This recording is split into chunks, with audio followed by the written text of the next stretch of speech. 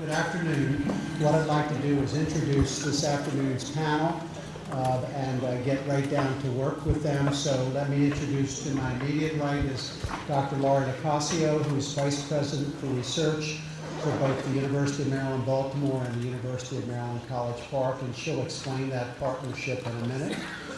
Next to her is Dr. Boris Lushniak, who is Dean of the School of Public Health at the University of Maryland, College Park, and a distinguished scholar and prior active role in the Office of the Surgeon General as the interim, right? And then Dr. Dean Craig Beyrouty, who is Dean of the School, I have to read the whole thing out so I get it right, so the College of Agriculture and Natural Resources at the University of Maryland, College Park. And what we seek to achieve for this half hour is for you to understand a little bit about the relationship between University of Maryland, Baltimore and College Park, and also something about the global programs that College Park has and how they might connect up with things we've been talking about this morning. So, Dr. Locascio, you want to talk a little bit about empowering the state first? Sure. Well, thank you first for being here. And I want to say that I used to work with Bruce in a different capacity. I was a deputy director of the federal agency NIST before I came over to the university, to academia. And he used to tell me, well, what are you doing about MPower? Are you involved in MPower? MPower is so exciting. What are you doing about MPower? And I one day finally said, Bruce, I have no idea what you're talking about. What is MPower? And it is so exciting. So let me tell you what MPower is. MPower was originally launched in 2012, and it was an idea that the state legislators had to create a law which would bring together the two large public research universities in the state of Maryland, University of Maryland, Baltimore, and University of Maryland, College Park. And with that came some funding to provide a bridge between the two universities. And so that funding was managed, and the whole partnership was managed by a steering committee. And that steering council is a 5-member joint steering council, and Bruce has been part of that from the beginning, along with the Provost from College Park. And Roger, of course, as well, is part of the steering committee, Roger Ward, and the assistant president at College Park. And then I'm the newest member of that, representing both universities as the vice president for research for Baltimore and College Park. So with empowering the state, really what that was created to do, again, is to bring together these two public research universities to do things together that they would not have been able to do alone. So I loved the talk this morning by Dr. Olson when she was saying that it's really important to bring people together to collaborate, and therefore you can do bigger and better things and make more impact. And that's what MPower's about. Flip forward to 2016, and there was another law in the state of Maryland that now called for us to become even closer together. And that law is really something big. This law calls for the University of Maryland, Baltimore and the University of Maryland, College Park to cement that partnership. And the two presidents of the universities, Dr. Perman and Dr. Lowe, decided to appoint me as the first representative of that partnership that would show that we are truly creating a bridge between the two universities. Now that was visionary and brave, because a lot of people don't really want to be together. I mean, well, what about me? I have my identity, and what about me? I have my identity. But it's not about losing identity. It's about doing something bigger and bolder together. And I just want to, I know so many great things have been said about Dr. Perman today, but I just want to applaud him for that vision. It's a tremendous and brave and bold vision to bring us together so closely and collaboratively. Maybe we'll talk a little bit more about some of the projects that are going on at College Park before we talk more about some of the projects in MPower. But But I can talk, both Bruce and I can speak to some of the great projects that have spun out of Empower. But first, maybe we'll lead into this. Okay, so what I was hoping that Dean Lushniak and Dean Beyrouty would do is talk about some of the programs at College Park that have global aspects to them.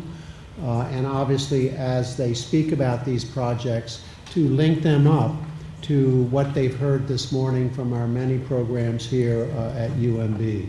So I want to hand it over to the two of you. Great. I'll start. You bet. Great. Boris Lushniak, Dean of the School of Public Health at the University of Maryland, College Park. And first of all, thank you for this invitation. I know the three of us are happy to be representing College Park. And it's very interesting in this realm, right? Because in this realm, we're talking about global health.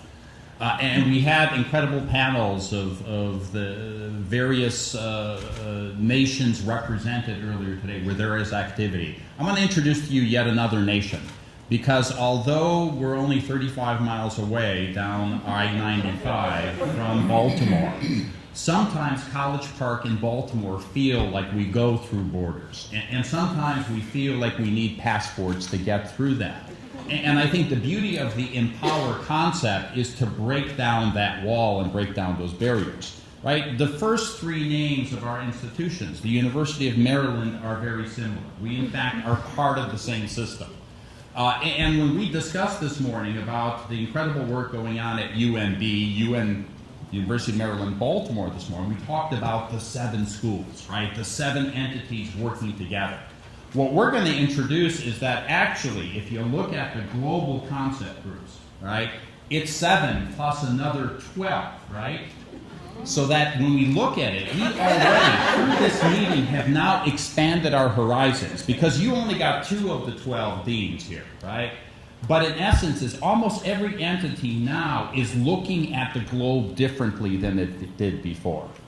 I, as the dean of the School of Public Health, came aboard 2.5 years ago. As Bruce mentioned, this is after 28 years of service in the federal government. A lot of it being practical public health practice. So we talked about Ebola. I was honored to serve in Liberia for 3 months, running the only U.S. government entity that produced or provided health care, the Monrovia Medical Unit.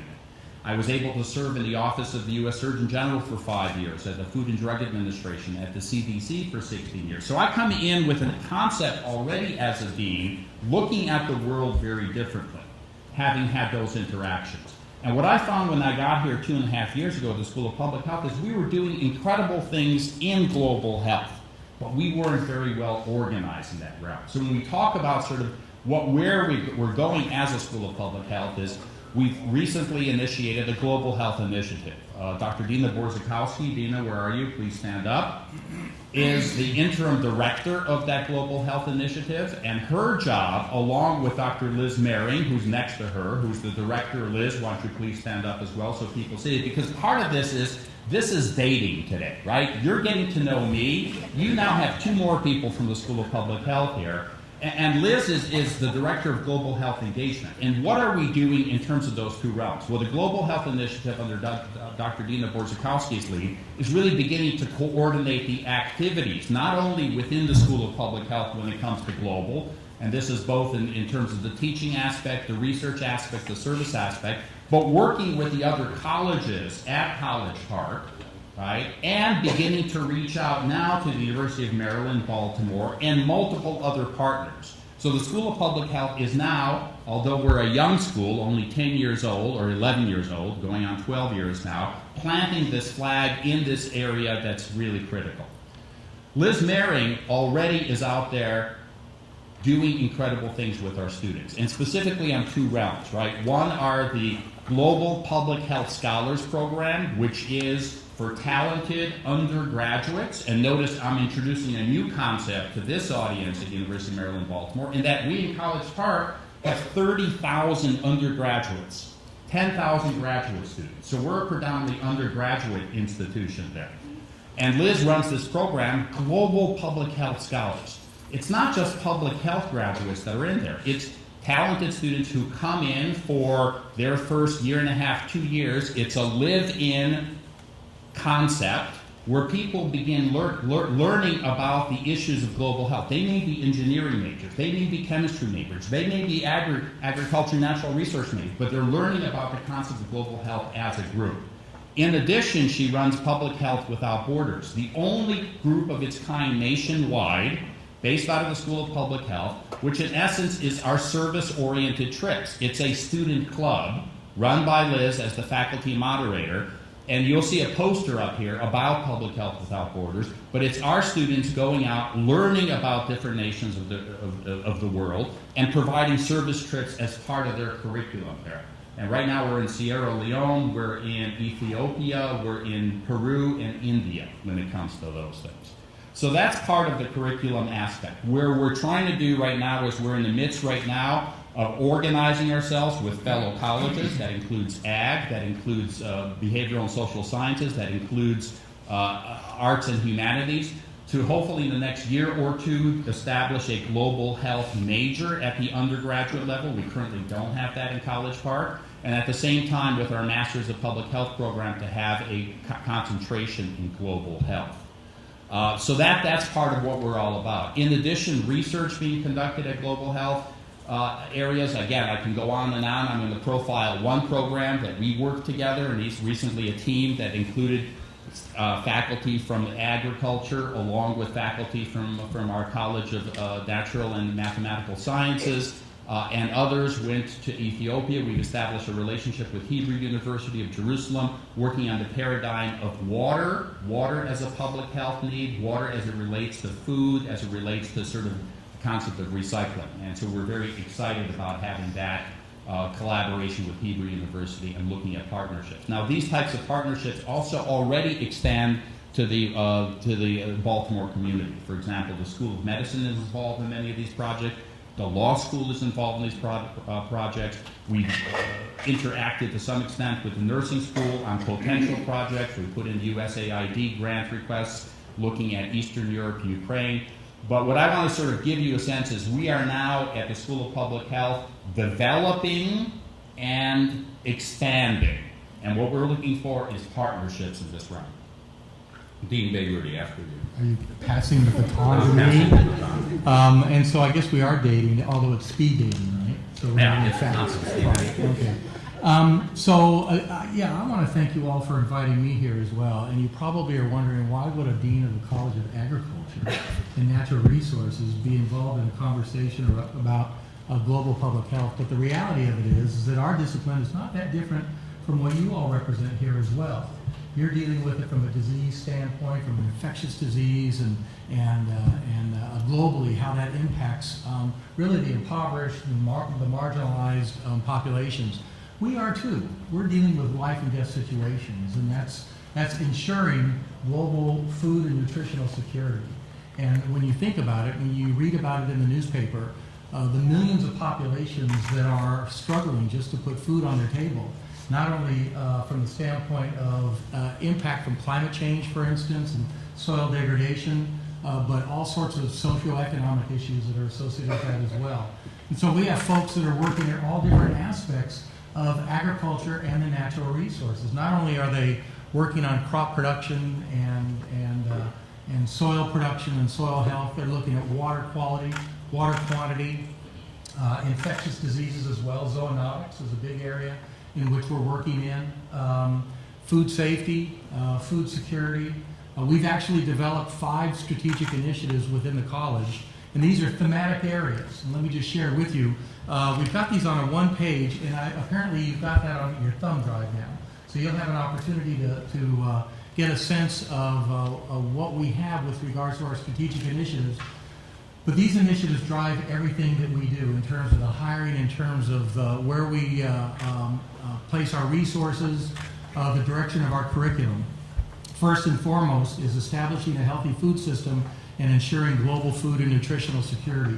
That is a thematic area that encompasses just about everything that we do, whether it's climate change, whether it's energy and the like. The second one is ensuring a clean and healthy Chesapeake Bay. And the reason we say Chesapeake Bay is because that's in our backyard, but it's really dealing with water. Water quality, water quantity, water availability, and the like. Advancing and sustaining agricultural production systems. That's important here in Maryland, but it's important globally. When you look at Africa, for instance, over 60% of the population is involved in some aspect of agriculture. Here in the United States, it's less than 2%. We have technologies here that can be transferred and can be scaled up anywhere around the world. We've got individuals that are working on soil testing on site for smallholder farmers, energy production for smallholder farmers in many developing countries. And so these are areas that I think can be transferable in areas such as what we've been talking about here as well. The One Health initiative for improving human, animal, and environmental health is a fourth initiative, and the fifth one is optimizing urban environments, in particular urban agriculture. And when we travel around Africa and we visit with folks about our initiatives, their faces light up because this is really what they're involved in as well, and they want to work very, very closely with us to do this. We're a land-grant university. We're involved not only in teaching, academics, we're involved in research, but we're also involved in extension. And I think if we're talking about areas of collaboration, extension is an area that we really feel as if we can actually contribute tremendously to both of our institutions. We've got folks right now that are located in every county in the state. They're located in the middle of Baltimore City. They do extension really, really well. And when we visit with our colleagues around the world, in particular in developing countries, where they have a very difficult time figuring out how to translate information to the end users, we can partner with them and we can help them with that. So we did start late, and I don't want to go over and get into Dr. Fraser's time. Maybe in closing, is there one last obvious collaboration that you've heard about this morning that we should be pursuing? Let me start. I think, one, and we've already started some of these discussions already, is that don't forget, we have students as well, right? And again, it's a unique student population. Mentioned the numbers campus-wide at the School of Public Health, 2,400 undergraduate students in 4 different degree pathways, and 400 graduate or doctoral students. Those students also should be thought of, right, as we begin this empowering concept, because our job, after all, beyond sort of the research academic institution, it's the academic institution, is we're here to train the next generation, in my case, of public health leaders. And I would love for those public health leaders to have that access to programs that are already out there. We're talking about the idea of leveraging scarce resources. It's always about the money, folks, right? Every single presentation this morning talked about funding and funding uncertainties.